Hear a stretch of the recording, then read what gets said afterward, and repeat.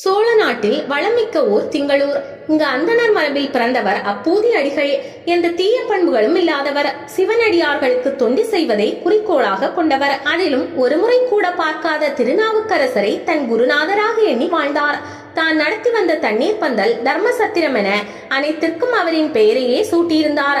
தன் குழந்தைகளுக்கும் மூத்த இளைய திருநாவுக்கரசு என்ற பெயரும் சூட்டினார். ஒரு நாள் அவ்வூருக்கு வந்த சிவபக்தர் ஒருவர் அப்பூதி அடிகளின் தண்ணீர் பந்தலை கண்டு வியந்தார். பின் அவரது வீட்டிற்கு சென்றார். அன்போடு உபசரித்த அப்பூதி அடிகளிடம், நீங்கள் ஏன் திருநாவுக்கரசு என எல்லாவற்றிற்கும் பெயர் சூட்டி இருக்கிறீர்கள் என கேட்டார். சிவபக்தரான நீங்களே இப்படி கேட்கலாமா என கேட்டதோடு அவரின் பெருமைகளை விளக்கினார். உடனே சிவபக்தர், தாங்கள் கூறிய நாவுக்கரசு என்னும் அந்த சிறியவன் நானே என்றார். அப்பூதி அடிகள் ஆனந்த கண்ணீர் பெருக அவரை வணங்கினார். மனைவி மகன்களும் ஆசி பெற்றனர். பிறகு சாப்பாடு தயாராக தொடங்கியது. அதற்குள் திருநாவுக்கரசர் சிவ தரிசனம் செய்ய கோயிலுக்கு புறப்பட்டார்.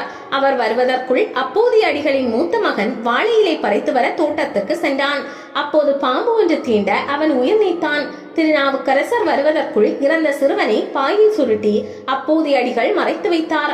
சோகத்தை அடக்கி மகிழ்ச்சியை வரவழைத்தபடி உணவு பரிமாறினார். முகக்குறிப்பை அறிந்த அவர், உன் மூத்த மகன் எங்கே என்று கேட்டார். அவன் உதவ மாட்டான் என தெரிவித்தார். சந்தேகமடைந்த அவர் உண்மையை சொல்லும்படி வேண்டினார். அப்பூதி அடிகள் நடந்ததை சொல்ல, என்ன காரியம் செய்தீர்கள்?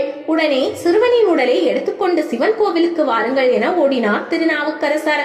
ஒன்று கொலாம் அவர் சிந்தை உயர்வரை, ஒன்று கொலாம் உயரும் மதி சூடுவர், ஒன்று கொலாம் இடுவெண்தலை கையது, ஒன்று கொலாம் அவர் ஊர்வது தானே என்னும் பதியத்தை பாடினார் திருநாவுக்கரசர். என்ன ஆச்சரியம்! சிவன் அருளால் சிறுவன் எழுந்தான். அதிசயத்தை கண்ட ஊர் மக்கள் மெய் மறந்தனர். குரு பக்தி கொண்ட அப்பூதி அடிகளின் குரு பூஜை தை மாதம் சதய நட்சத்திரமான இன்று சிவன் கோயில்களில் நடக்கிறது.